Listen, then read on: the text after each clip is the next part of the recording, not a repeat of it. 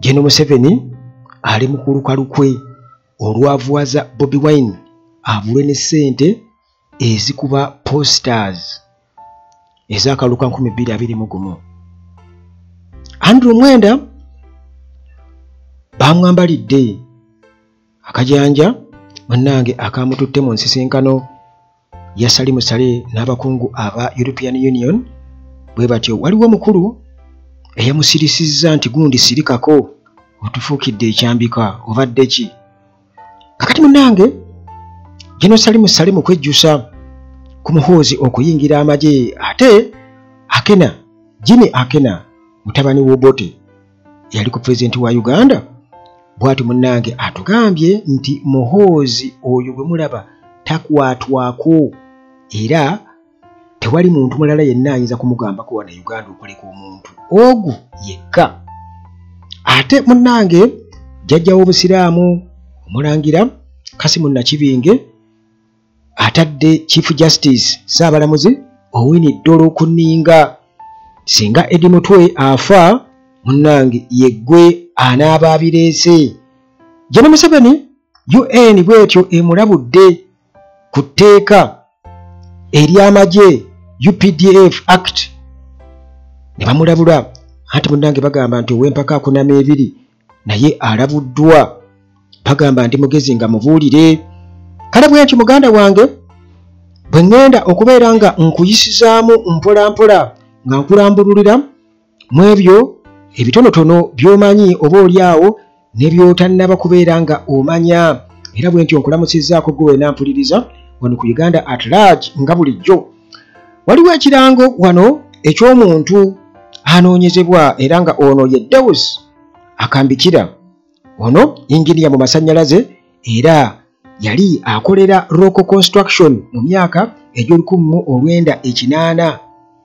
paka 2001. Deus Akambikira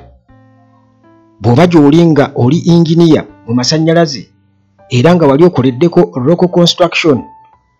mu myaka egy'ekinaana paka 2001 munnange wano ku Uganda at large ennamba zange weeziri awo emyesembyayo 73 endala esembyayo 15 osobola okunkoonako ne nkudirectinga eri omuntu akwetaaga akunoonya. Hillside View Apartments nga bulijjo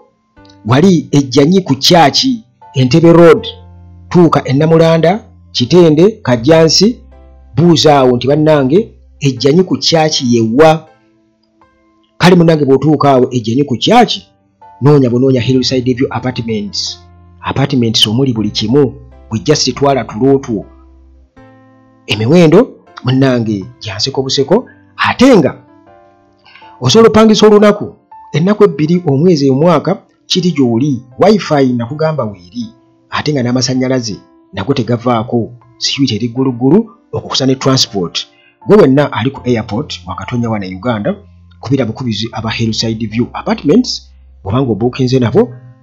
bajja kunona. Emmotoka ejja kunona ku airport ya bwereere ate ne bw'oba oli kumpimpi wano nga toli wala. Leka kukuba ng'oli mbalala, leka kukuba ng'oli jjinja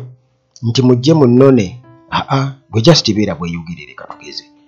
Beera Namasuba, beera aba Hillside View Apartments bajja kunona awo emmotoka bwereere. Okay, okumunange oyinza okugattako aba Maintenance Palace. Nakugamba nti bano balina solar systems ezitalinaalina ate ku bbeeyi ennungi ate nga ne garanti bagikuweerako ey'ebbanga neriwerera ddala. Balina water heaters. Bw'obanga obadde okozesa amasannyalaze ng'omanyi engeri y'amasannyalaze gye gagendamu ne water heaters engeri gye zinywamu amasannyalaze, kati balina eza solar.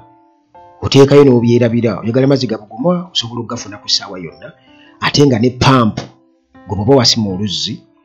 oba ng'oli mulimi pampu ezikozesa solar weeziri ezipampinga amazzi. Amataala weegali aga security era nga gano gaaka nga buzibye ate ne gejjako gokka. Bijja siteekayo buteesi ttaala awo ku kkubo owone enzikiza ne cameras, CCTV cameras ezikozesa solar bazirina aba Maintenance Palace. Balina ebyamasannyalaze byonna, balina ebyamazzi byonna, balina ne ttiimu ey'abakugu esobola obinstallinga bakwasa ekizimbe kyo ogwo mulimu bagukola nagwo bakwasa ekizimbe kyo basobola okukirabirira mu ebyo eby'amazzi eby'amasannyalaze sola byonna muganda wange nga teweetaaga kubeera awo kunoonya bagenda kulimbalimba buli kaseera so bano babeera babimanyi byonna era muba mwapatana ku ssente ze mwapatana kakati munnange eyo nga tuvuddeyo dokita waali gwe tofa na ndwadde dokita waali era nga akola ku bantu mu buli ngeri yonna ono si dokita owa bulijjo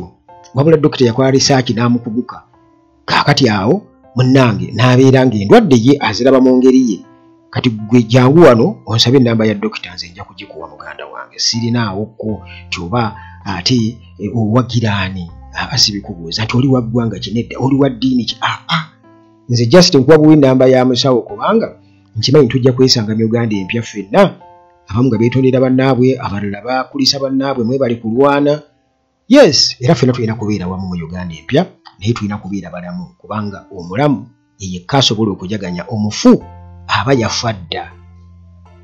aba taliiwo kale munnange nga maze okubeera nga mpisaawo ebirango by'abakama baffe wano ku Uganda at large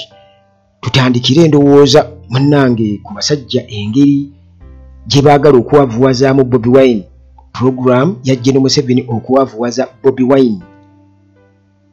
abulwe yadde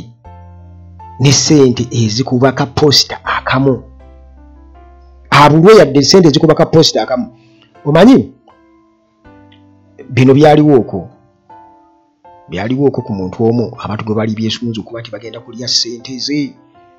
byaliwo okwo era ne posta ze bazikwatira ku airport ndozi ali 216 abali byesunze okulya ssente za mbabazi ebyo tunja bikunyumizaako lumu mu mboozi emu naye kati si munnange kyekituleese kubanga bino ate byawufumuuko bino bikyufumuuko kakati munnange waliwo olutambula nti Bobi Wine is going to be bankrupted and will struggle to raise campaign money or even print 2026 posters ebyo muganda wange bigambo biri awo kati bino Mukasambidde atugamba nti ye okusinziira ku intelligence circles oba ensonda enekusifu ye gyasaka amawulire ge mu intelligence ate nga simuwakanya kubanga ono loya wa muhoozi mujjukire temwerabira loya wa muhoozi ate muvandimwe kakati awo bwakugamba ekintu era osooka n'osiriikiriramu nko nga tonawo kubeera ng'owakana nnyo n'ogamba oke tukiwulidde kakati ono ye mukyali badde nga prediction agamba nti ekirindiridde Bobi Wine kwe kubeera nti bagenda kumwavuwaza abulwe yali n'akasente akakuba posta emu bweti ekutegeeza nti ono ye Bobi Wine munnange Fred Mukasambidde era nga essaawa eno deputy president owa DP bw'ati atugamba nti nga twolekedde oba biki ebyolekedde Bobi Wine nga twolekedde akalulu ka 2026 n'ekibiina kya NUP agamba nti biyinza okuba si birungi yadde n'akamu mbidde agamba nti nno ye nga amawulire agajja mu credible intelligence ensonda ezeesigika mu intelligence agamba nti nno gavumenti ya Uganda oba state Museveni ne NRM bano bagenda kukozesa omukisa bagenda ku leveraging ku provisions oba ku buwaayiro obupya bwe batadde mu amended Political Parties and Organizations Act twogera ku iPod aga nti obuwaayiro jjukira nti bamaze okubeera nga baamendinga ng'oggyeko eri UPDF Act kati ate waliwo eno gye bayita Political Parties and Organizations Act nayo babadde bagivugako currently n'eri era zonna ne zikola ki ne ziyita kati agamba nti munnange bagenda kutaapinga NUP era nga wano General Museveni awo asimbyewo nnyo essira. Kakati atugamba nti eno biiru gye twogerako eya Political Parties and Organizations Act, biiru eyo egamba egenda okufuuka act, egenda okufuuka etteeka. Agamba nti ennongoosereza mu yo zino munnange zeetaagisa NUP okubeera nti egenda kwenyigira nnyo mu activities eza iPod, era singa basigala nga bakyesulubabba nga bali defiant ne bagenda okubeera nga beetaba mu ntuulo ezo mu meetings za iPod, Museveni kitegeeza nti agenda kuba amaze okubeera ng'atuuka ku kyayagala, era agenda kuziba amakubo okuba nti nno NUP tegenda kukwatako 10 kyonna kiweebwa bibiina biri mu iPod. Era kiba kitegeeza nti awo wabeera wagenda kubeerawo kalumanywera obw'amaanyi. Kakati mbidde era nga tugamba nti mu mbeera ya bulijjo NUP ebadde efuna ng'ebibiina ebirala byonna, NRM, NUP ne DP n'ebibiina ebirala ababaka mu Parliament byonna bibadde bifuna ssente. Kati NUP engeri gyekiri nti munnange ye main opposition figure ebadde erina ababaka bangi, kati efuna ssente eziwererako ddala, efuna ssente eziwererako ddala nga bwe kirambikiddwa mu constitution, era nga ssente ezo mu operations z'ekibiina mbidde agamba zibadde zikola kinene nnyo, era ng'asuubira okuba nti babadde bazibalirako nnyo 2026 campaign ezoolekedde 2026. Kakati General Museveni kyagenda okukola agenda kakasanga biiru eyo agisayininga mangu okubeera nga efuuka etteeka era litandikirewo okuluma nga bukyali. Munnange General Museveni kiba kitegeeza nti awo alternatively ayitirewo iPod Summit, NUP egaana okugendayo eboyikootinge. Kati singa bagaana okugendayo kiba kitegeeza nti Museveni aba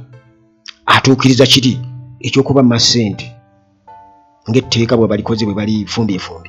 Kati ate singa bagendayo ne bagendayo kiba kitegeeza nti nno Museveni agenda kufuna omukisa okukubwa ebifaananyi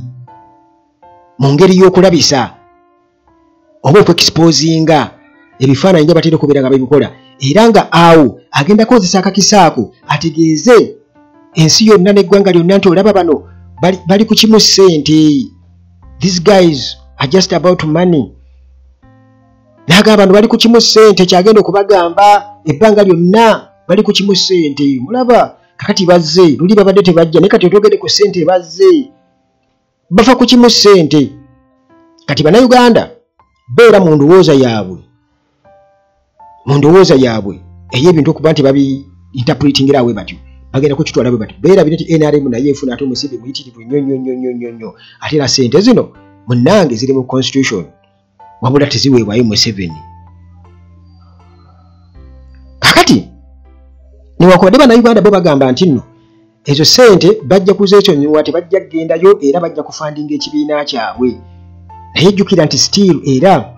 ssente zonna eziva wabweru w'eggwanga zigenda kuba zitunuulirwa nnyo mu UPDF Act yeno, era balina okuzidisclosinga ssente muzijjawa,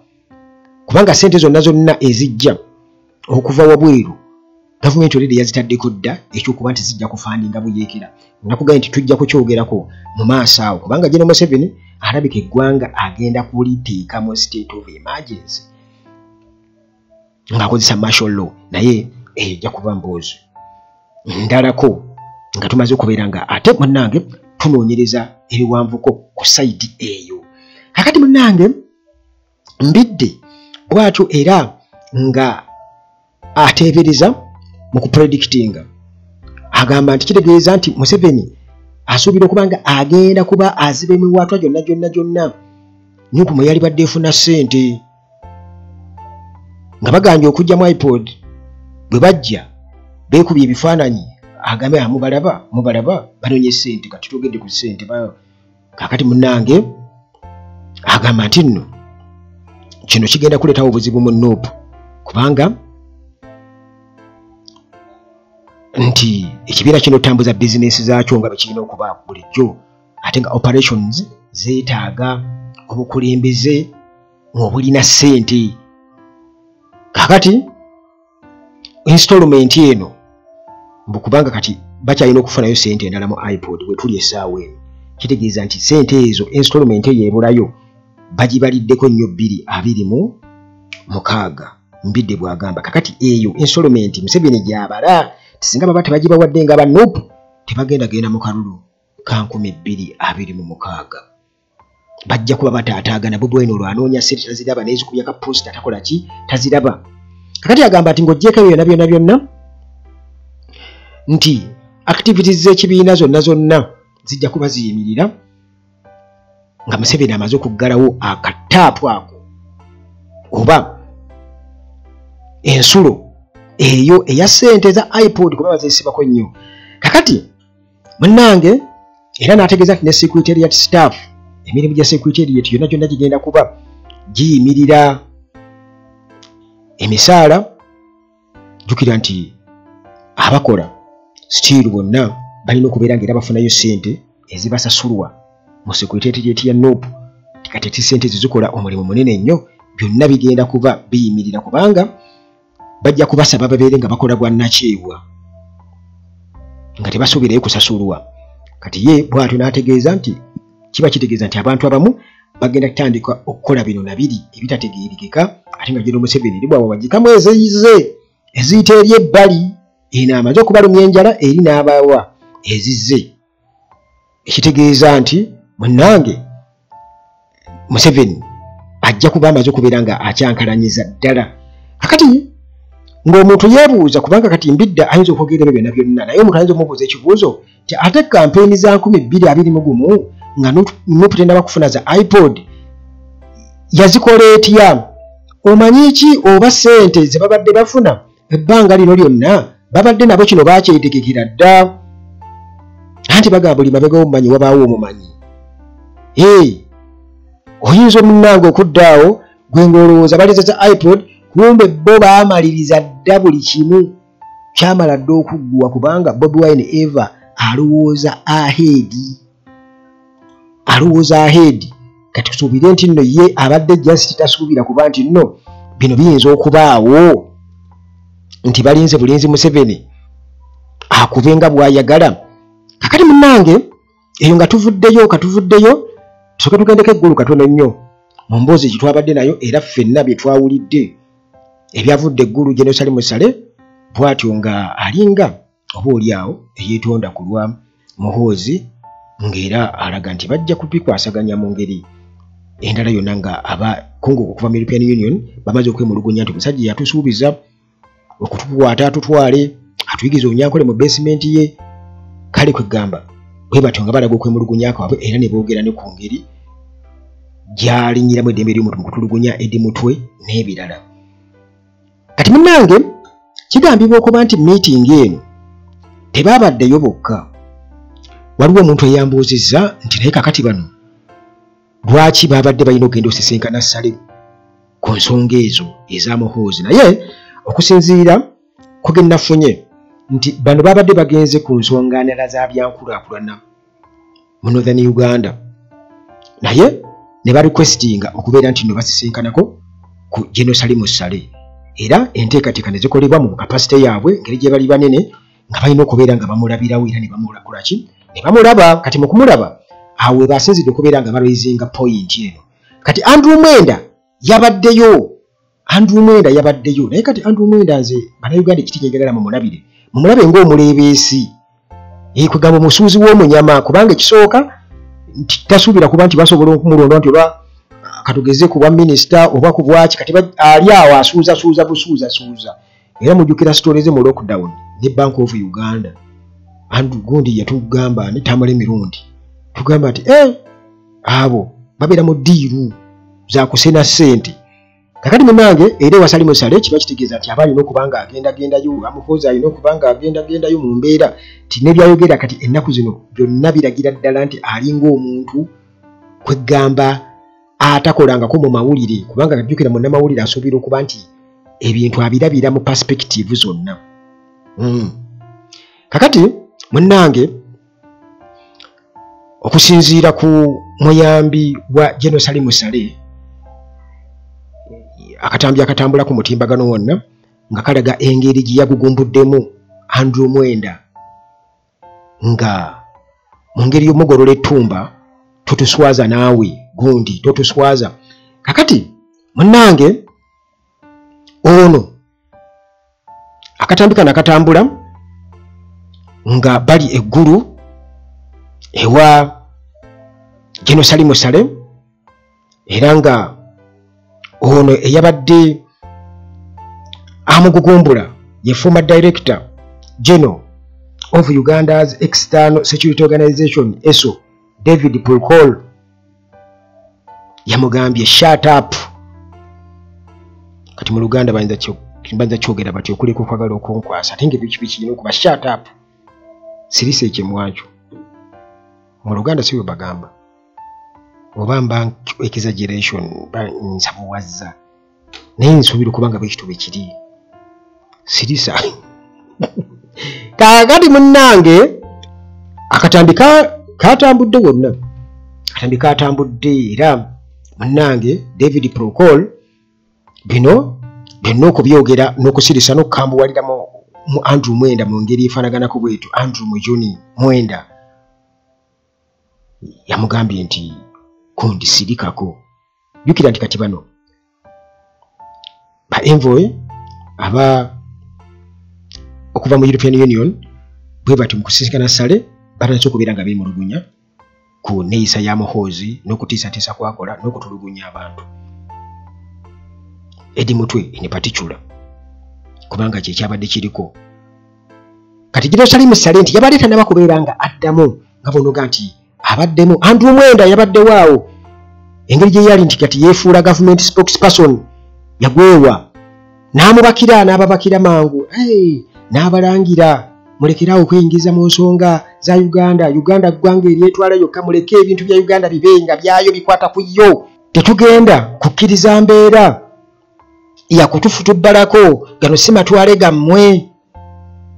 Era bw'atyo ng'abanenya obutateeka kitiibwa mu sovereignty obwetwaze bwa Uganda n'ekitiibwa kyayo. Kakati munnange Mwenda ebyo byonna byonna abyolekeza ambassador wa Germany era n'amubuuza nti olowooza ambassador wa Germany e Washington oba New York ku UN asobola okwogera ebigambo ng'ebyo akola demands ezifaanaganako bwe zityo eri gavumenti ya US. Kakati munnange nga General Salim Saleh waali asirise awuliriza yabadde mukkakkamu nnyo ng'awuliriza munnange bye bamugamba. Era munnange Andrew Mwenda newankubadde ye yabakidde mangu okuddamu. Giraavu zonna tezaabadde ku buli omu munnange nga ayokya munne. Kakati ambassador wa Germany n'abalala bye yabadde nabo bwe batyo amaloboozi gabadde gawanvuye nga bagamba Mwenda kino nakiri munnange ng'era bamugamba nti alinga kwegamba azze okuhaakinga session yaabwe gye babaddemu kitegeeza nti yabadde simuyite era nga byayogera tebibagasa bo nga bo. Kakati olwo munnange ex-chief spy David Pulkol n'ayingirawo mu ngeri eya sirisaaki. Kakati munnange mu ngeri y'okutasa mukama we General Salim Saleh nga principal technical advisor bw'ati mu ngeri y'ekizya kikulu mu rumu mwe wabadde n'ageza kukubeera nga akkakkanya olwo n'abakira Mwenda n'amugamba nti waali badde oyogera ng'omuntu omukulu omuntu ali makyuwa kubanga ebintu byoyogera biraliikiriza engeri gy'owoggana si ya buntu bulamu kubanga munnange ne badiplomats tebamubadde bulungi yadde n'akamu kakati nga bwe nkutegeeza General Salim Saleh yabadde ya awuliriza kakati bw'atyo Protocol anyonyola Andrew Mwenda amugamba nti kakati tosobola kutendereza kutulugunya bannansi ebikolwa okutulugunya bannansi nga weerimbika wansi w'olwokuba nti tetukyali mu biseera bya bufuzi bw'amatwale temwagala bantu bazungu kujja kutufutubbalako ekyo munnange ate tekiwa ddembe bannansi olw'okuba Uganda erina ekitiibwa kyayo ebyo bya Uganda birina kuba bye Uganda olwo ate kudda ku bannaabwe kubakijjanya kubatulugunya na kubamalako mirembe General Salim Saleh ng'awuliriza era n'anyeenya omutwe bw'ati in approval nti kyekyo Protocol omumperedde level Andrew Mwenda kwatyo mukalowoozi ke kaba mumanyi naawe gera kyona kiri ayogera nabusajja kwegamba katugambe nti mu mbeera gye yabaddemu yabadde misplaced era ng'alaga nti tiyabirina kubeera nga abeerawo kati yagambye Mwenda nti ebyo byokka tebijja era mu kwedifendinga oluvannyuma yabadde ayogera ku mukutu ogumu ogw'amawulire yaga nti ekyo yakikoze nga principal technical advisor era yakirabye nti yabadde asaanidde okubeera nga ashatinga up Andrew Mwenda shut up kubanga embeera gye yabadde ayogerera mu muganda wange yabadde unbecoming nnyo conduct ye yabadde tejjansa mu meeting gye babaddemu eggulu ng'era eswaliza ddala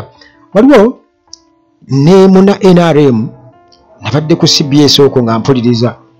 nga boogera ku nsonga ya meeting eyo kati ng'aneenya nnyo envoice ng'agamba nti nno kati bano aba European Union bagenze eggulu ku nsonga ya byankulaakulana kati ne bamaliriza nga basabye basinkaneko General Salim Saleh olw'amusisinkanye ate ne badda mu kulopa bya Muhoozi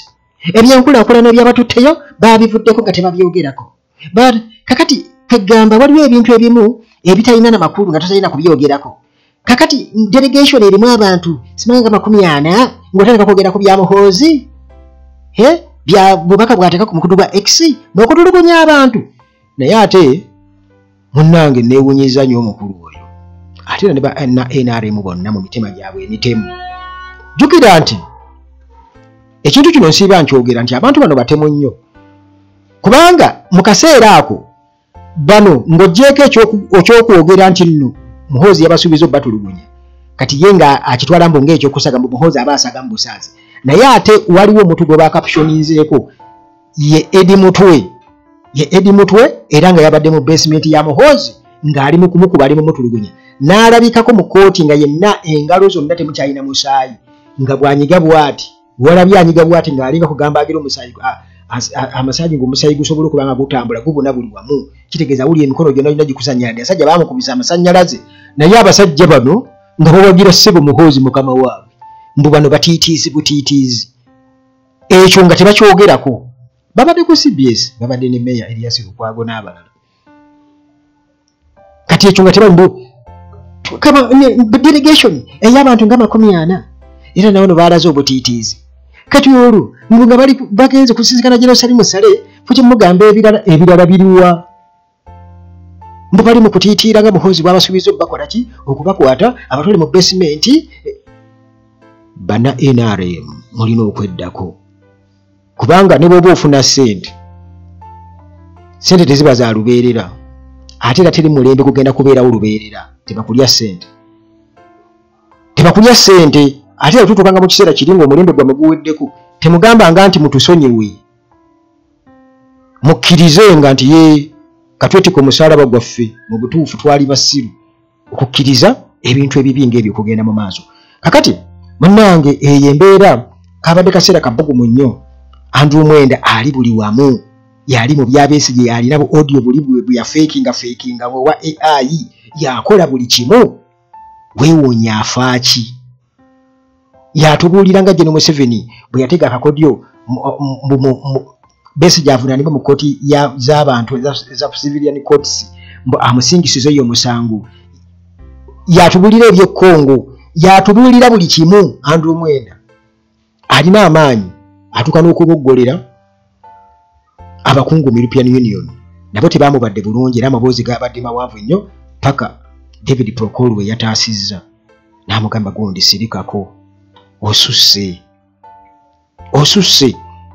yandibadde amugamba n'ekirala nti ozze kusabiriza kyekikuleese naawe eno ozze kusabiriza ate bano tebazze kusabiriza kiyandibadde amugamba tine ssente ezo gwe zozze okusabiriza ate era ziveeyo yadde mwe muzeegaana kakati munnange bwati Prokol yakakasizza n'agamba nti yabadde alina okuyingirawo okusirisa Andrew Mwenda yabadde alina okumusirisa mu buli ngeri yonna kubanga yabadde aswaza nnyo jjukira General Salim Saleh ye ebigambo ku byamuvuddemu yagambye nti osanga Muhoozi yitasaanye kubeera musirikale yitasaanye kuyingira magye kubanga alaba nti obwongo bwe tebugasobola naye ate mujjukire mabegako nze nali nkyali tukyasoma ne tuwulira nti Museveni mu kwagala okuyingiza mutabani wa magye kigambibwa kuba nti Salim Saleh yali agaanye kubanga Muhoozi bamukakabukasa okuyingira amagye bwe kyali bamukakabukasa nga bw'olaba Kagame bwe yakaka mutabani we oli n'abigaana n'amaani atwalayo ono omulala ne Muhoozi bwe kyali nti yali agagaanye kakati ndowooza era ali mu kintu ky'atalinaamu science kati bw'atyo General Salim Saleh ekyo yakyogedde naye munnange newankubadde yasuubiza okuba nti nno bagenda kukikolako bw'atyo bye yasuubiza aba European Union newankubadde nga teyayogedde nnyo mu kumukritisizinga nga Muhoozi mutabani we Jimmy Akena agamba nti Muhoozi gwe mulaba ali untouchable takwatibwako era waliwo omuntu omu wano e Uganda ayinza kugamba avunaanyizibwa ku code of conduct ya Muhoozi engeri gye yeeyisaamu omuntu ali omu wano avunaanyizibwa bino bigambo bya Jimmy Akena ono president wa UPC Jimmy Akena ono bannange ng'atutegeeza nti Muhoozi okweyisa mu ngeri efaanaganako bw'etyo era nga n'obwannantagambwako bonna obumwetooloolerako nga CDF amaanyi gayogeza nga alaga nti teri muntu yenna ayinza kumugambako already Norbert Mao yali anyonyola mu parliament oli n'agamba nti conduct ya Muhoozi eri larger than life conduct kwegamba teri ayinza kumukomako nti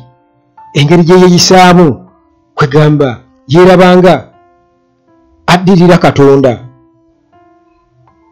nti ebiragiro biviibwa Katonda ne bituukira ku ye kati n'akola ki yali nga agent waffe mu mbeera gy'alimu kati Akena agamba nti nno General Museveni yayinza okugamba ku Muhoozi yalina obuyinza yekka okukyekinga Muhoozi naye bano basigadde bayinza obutasobola era yabadde ayogera ku meeting aba European Union gye babadde nabo ne ba diplomats aba European Union gye babadde nayo ne General Salim Saleh Akena agamba nti nno okusinziira ku bye yawulidde nga Salim Saleh ayogera n'engeri gye yabadde adoojingamu okubeera nti anenya Muhoozi directly newankubadde ng'era yagezezzaako byeyogedde byabadde byebyo nze nsuubira okuba nga yayogedde lwakuba teyayogedde ng'omuntu oba oliawo atali mulabufu nti tomusuubira kuba nti oba ng'alinga Mwenda oba Gashumba bwe yandiyogedde oba abalala bonna nti ye already yayogedde byeyayogedde nga ali reserved naye already byabadde bimaze okubeera nga bipenetrating through kowa yennyini twagiyiseemu yagipenetrating yayogedde era n'akakasa nti ye munnange abantu be yali baddalooza nti baasoma nga tebalinga bali abaava mu lutalo nga tebaasoma naye ate conduct yaabwe ate yo muganda wange olemwa ti oba oliawo Muhoozi yitasaana kubeera musirikale. Tamulabamu kwegamba ka busirikale takalaba. Kitegeeza nti ate ekitiibwa ekyoba CDF kyo muganda wange obuvunaanyizibwa bunene nnyo. Kakati awo tuddayo ku njogera y'abantu abamu abaatugamba nti Muhoozi takwalifayinga na kubeera wa LDU oba kukolera LC defense w'ekyalo mbu tasobola. Kitegeeza kituufu. Kakati bw'atyo atugamba nti Gen. Museveni yasobola okubeera nti munnange ajjawo ekibi kye yaleeta mu ngeri yonna. Naye nze okusinziira nga bwe ndaba ebintu kino nnyinza okuba nakibagambyeko banneerabidde, naye nze ndabanga Museveni akimanya ekintu kino nti Muhoozi tasobola kufuga Uganda. Era akimanyi nti bw'aba taliiwo Muhoozi talina lugendo. Y'ensonga lwaki ndowooza n'asalawo amuweemu nga naye waali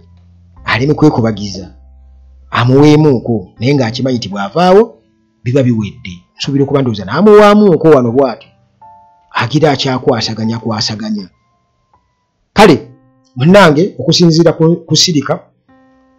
kwa Museveni kitegeeza nti muganda wange byonna ebikwatagana ne Uganda oba nantagambwako n'ebirala byonna ebigenda mu maaso, enfuga etatambulira ku mateeka, byonna First Family kati yafuuka monopoly yaabwe. Tebikyali bya ggwanga nga Uganda nti buli institution ekola omulimu gwayo. Nedda, ebyo tebiriiwo, era ensi erina okuba nga ekimanya bwetyo. Kakati munnange mu mbeera efaanaganako bwetyo kitegeeza nti institutions zonna zirina okubeera nga zeekyekinga. Era wano omulangira Kasimu Nakibinge bwe yasinzidde n'alabula mu ngeri y'okukuba omulanga ate era mu ngeri y'okuwabula esiga eddamuzi. Era wano nga alabula alikulira nga ono si mulala ye Chief Justice Alphonse Owiny Dollo. Ono yamugambye nti munnange ebya Eddie Mutwe okyabirabanga eby'omuzannyo, naye omusaayi gwe gusobola okutambulirako, gusobola okubeera mu ngalo zo mu bibatu byo ebbanga lyonna singa ageza n'afiira mu kkomera, kubanga w'oli awo olina obusobozi obulagira ng'essiga eddamuzi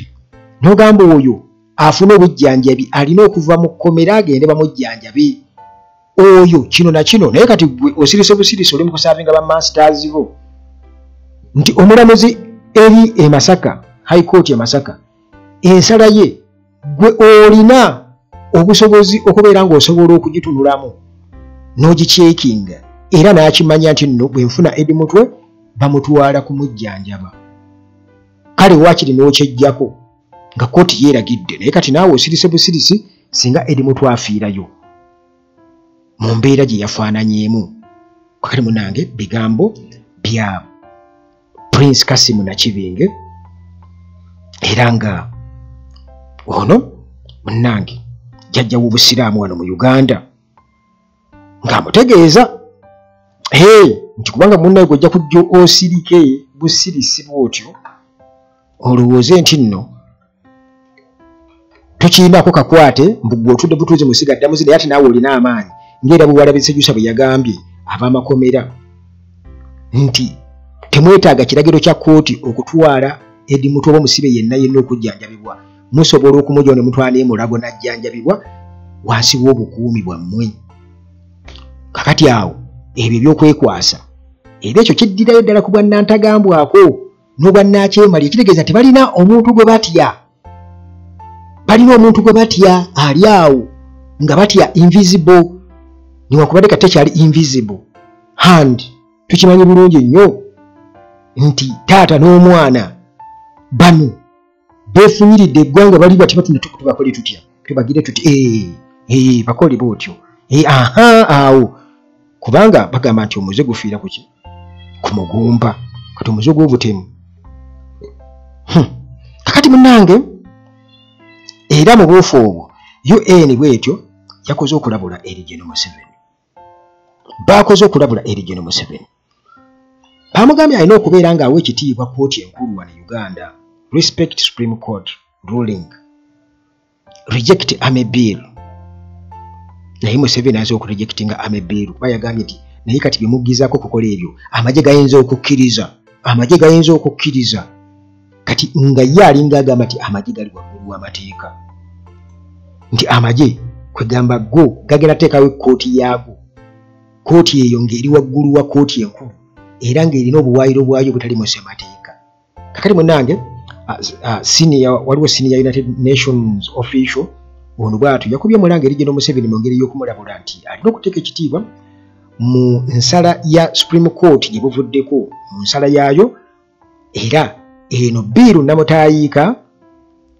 esuubira okuba nti egenda kuwa kooti y'amagye obuyinza obw'amaanyi ennyo ku nsonga z'abacivilians nti yandibadde agisuule kubanga eyinza okumuzaalira akabasa. Bino byayogeddwa Volker Turk ono UN High Commissioner for Human Rights era nga wano yagezezzaako okulaga obwennyamivu era nti ensonga eno naddala mu byamateeka wano e Uganda erina okutunulwamu ennyo n'agamba nti biiru eno ekontana n'ensala ya kooti eyasalibwawo eyaweebwa mu January 2025 nga eno yakigambika bulungi nnyo obuyinza mu kkomo ku kooti y'amagye eri ba civilians kooti y'amagye ekomawa nti bakirambika era n'amulabula munnange n'amugamba nti singa mugezaako okubeera nga biiru eyo ogiteekako omukono n'erifuuka etteeka kiba kitegeeza nti muganda wange eyo eyinza okuba nga ate time bomb eyinza okubwatuka essaawa yonna era n'alabula nti okuyisa biiru eno kiba kitegeeza nti Uganda egenda kuteekebwa wansi mwezo ensi eziyinyirira eddembe ly'obuntu